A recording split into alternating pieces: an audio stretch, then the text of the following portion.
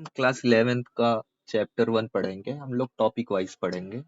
इससे क्या होगा, 2.5 मिनट का, 3 मिनट का, 5 मिनट का, 10 मिनट का, ऐसे ऐसे सारा काम होगा।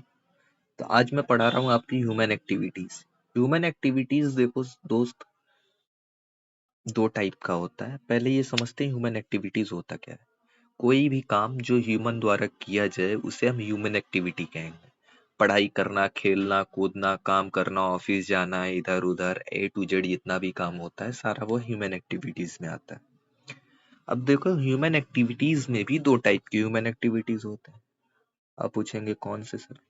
तो पहला होता है इकोनॉमिक एक्टिविटी और दूसरा होता है non economic activity. Economic activity या economic sorry non economic activities में सीधा फंडा ये है कि इसमें पैसे और बिना पैसे का काम होता है।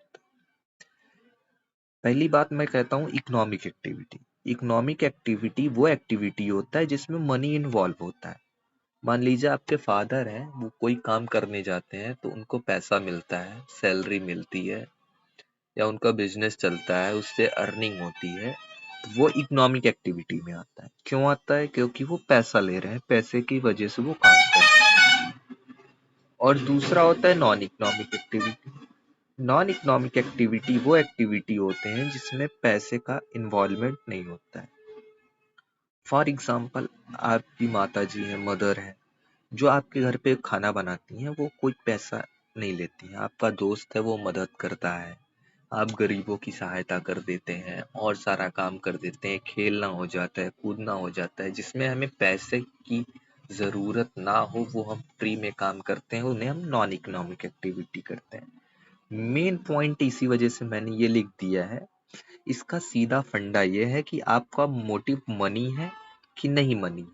अगर आपका मोटिव मनी नहीं है तो वो नॉन इकोनॉमिक एक्टिविटी में आएगा, और अगर आपका मोटिव मनी है तो वो इकोनॉमिक एक्टिविटी में आएगा। अगर अच्छा लगे तो लाइक एंड सब्सक्राइब करिएगा, और नेक्स्ट वीडियो में आपको बता दूंगा। एक बार मैं स्क्रॉल कर देता हूँ, एक बार आप पढ़ लीजिएगा ये।